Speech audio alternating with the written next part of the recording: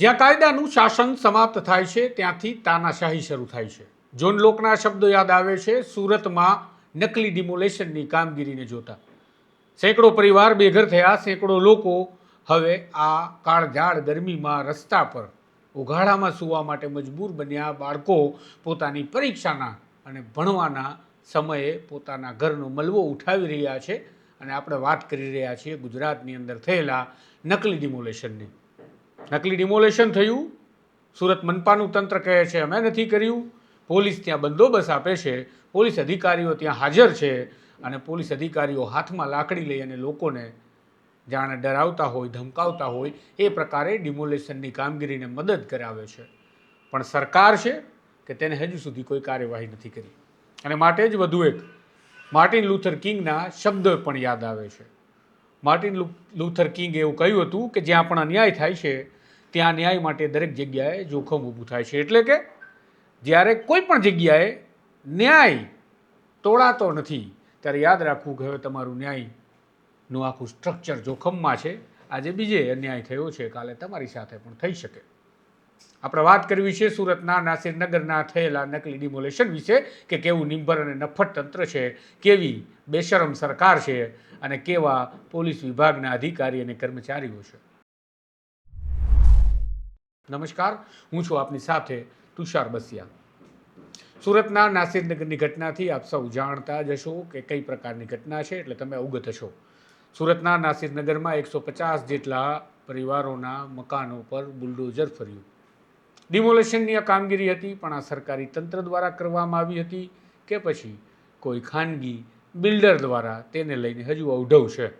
કારણ એટલા માટે છે કારણ કે સુરત મનપાના અધિકારીઓએ કહ્યું કે અમે નથી કર્યું. સુરત મનપાના એક અધિકારી તો એવું પણ કહેતા હતા કે હું ત્યાં હતો જ નહીં, જ્યારે કે તેમની હાજરી વિડીયોમાં ત્યાં દેખાય છે.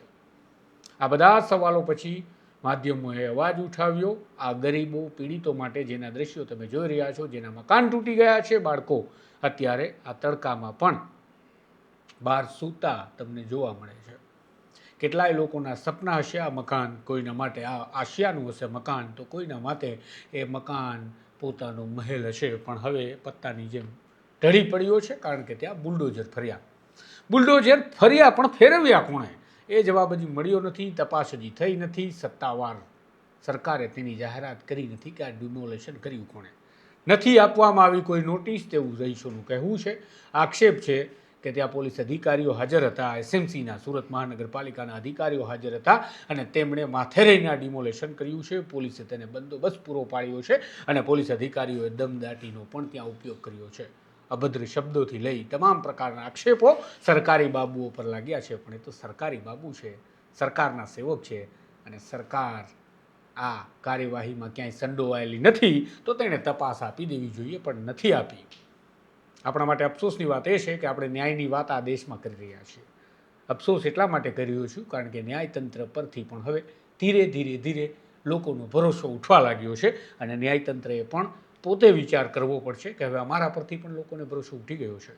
ચૂંટણી પંચ પર આ દેશમાં ભરોસો નથી, જે પણ આ લોકશાહીના એક સ્તંભ જેવું કામ કરે છે, જેની જવાબદારી છે કે આ દેશમાં લોકશાહી કાયમ રહે, એ ચૂંટણી પંચ પર સવાલ પેદા થાય છે. લોકો શંકાના ઘેરામાં ચૂંટણી પંચને જુએ છે. ત્યારબાદ ન્યાયતંત્ર કે જે આ દેશના નાગરિકોને ન્યાય આપવા માટે બેઠું છે અને કહેવાય છે કે ન્યાયની દેવી આંધળી નથી પણ આંખે પટ્ટી એટલા માટે બાંધે છે કે ન્યાયની દેવી નિષ્પક્ષ રીતે ન્યાય કરી શકે. તે ન જુએ કે સામે કોણ છે. પરંતુ જ્યારે શક્તિશાળી અને વગદાર અને પૈસાદાર લોકો માટે ન્યાય અથવા તો કાયદો કામગીરી કરવા લાગે, પણ જ્યારે વાત આવે ગરીબોની, પીડિતોની, વંચિતોની, સામાન્ય નાગરિકોની, ત્યારે તેને જાણે તે કોકરોચ હોય તેમ કચડી નાખે. એવો કાયદો તો ક્યાંનો ન્યાય કરશે અને એવું ન્યાયતંત્ર તો ક્યાં સુધી ન્યાય કરી શકશે. આખી લોકશાહીની વ્યવસ્થાના મુખ્ય અંગો પર આપણે સવાલ પેદા કરી રહ્યા છીએ. આ માત્ર ડિમોલેશન નકલી થયું છે એવી વાત નથી. કાલે તો કોઈ પણ વ્યક્તિનું ડિમોલેશન નકલી થઈ શકે છે, એવી સંભાવનાઓ રહેલી છે એવું ન કહેવાય. થઈ જ શકે છે કારણ કે સુરતમાં થયું છે અને આપણી સામે ઉદાહરણ છે. કદાચ ઇતિહાસમાં એવું પહેલું ડિમોલેશન હશે જ્યાં નથી કોઈને નોટિસ આપવામાં આવી, જ્યાં નથી કોઈને સાંભળવામાં આવ્યા, જ્યાં નથી કોઈને તક આપવામાં આવી કે જેના મકાન તોડવાના છે અને સીધું જ બુલડોઝર ફરી વળે છે મકાનો પર. અને આક્ષેપ લાગે છે કે બાજુમાં લક્ઝરિયસ સાઇટ ચાલી રહી છે બિલ્ડરની, ત્યાં લક્ઝરિયસ મકાનો બનવાના છે અને માટે આ જમીનને ડિમોલેશન કરી સાફ કરવામાં આવી છે કારણ કે અમીરોને ગરીબી ના જોવી પડે.